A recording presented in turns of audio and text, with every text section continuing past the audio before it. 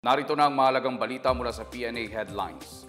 Inaasahan ang muling pagdagsa ng mga pasaherong pauwi mula sa kanilang mga bakasyon noong Pasko at Bagong Taon.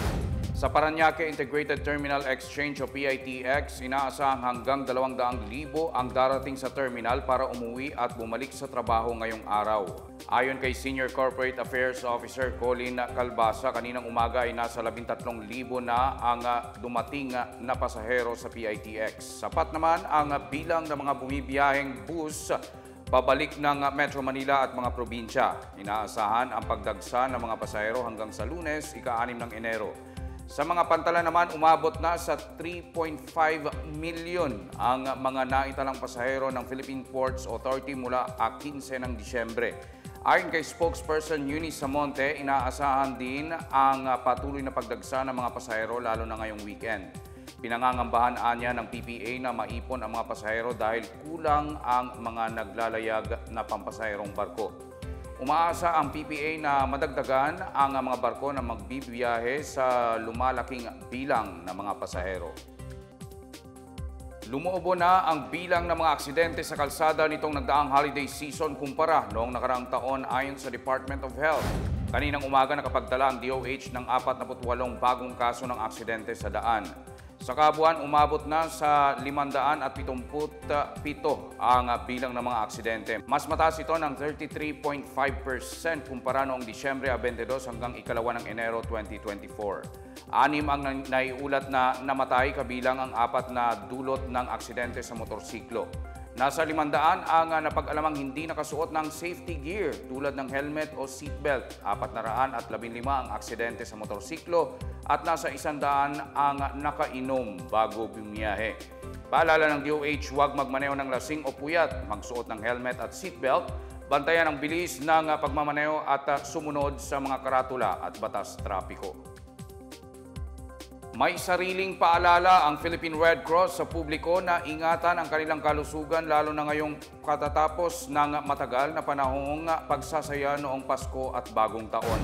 Sinabi ng Red Cross na nakikiisa sila sa panawagan ng Department of Health na manatiling malusog sa pagpasok ng Bagong Taong 2025. Ayon kay PRC Chair Richard Gordon, bagaman naging sabik ang maraming Pilipino na salubungin ang Bagong Taon, dapat maghinay-hinay pa rin ang lahat sa pagkain, lalo't marami pang okasyon ang darating sa mga susunod na araw.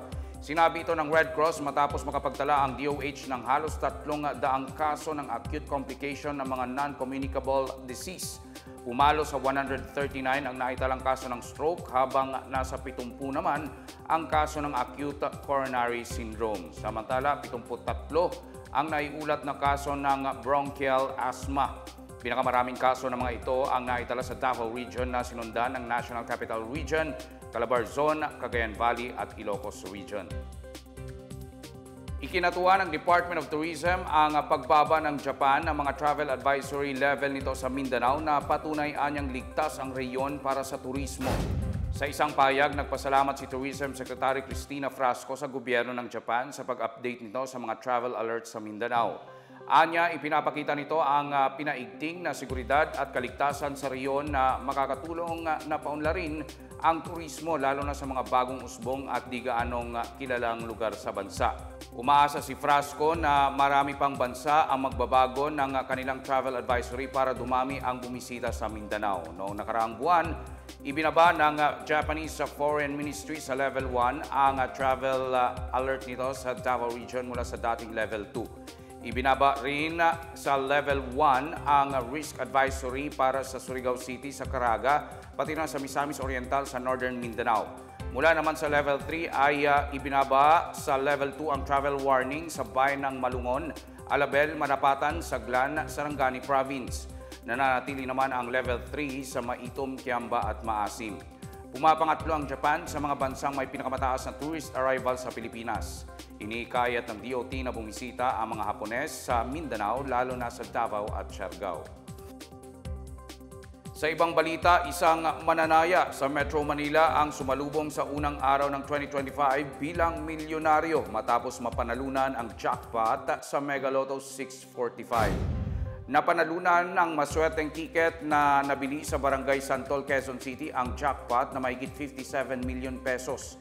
Ito ay matapos makuha ang winning combination na 06, 41, 29, 12, 02 at 15. May isang taong palugit ang nakabili ng tiket na kubrahin ang jackpot sa opisina ng Philippine Charity Sweepstakes Office sa Mandaluyong. Bukod sa nanalo ng jackpot, 13 mananaya ang nakakuha ng 5 numero at mag-uwi ng tig 32,000 pesos. Mahigit 800 ang nakatama ng 4 na numero at nanalo ng tig 1,000 piso.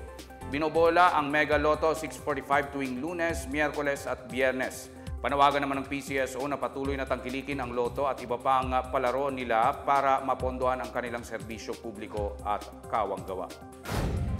At yan ang pinakabago at pinakamahalagang balita sa mga oras na ito hatid sa inyo ng PNA Headlines. Para sa iba pa mga balita at impormasyon, bisitahin lamang ang aming webpage pna.gov.ph o ang aming Facebook at X account na Philippine News Agency.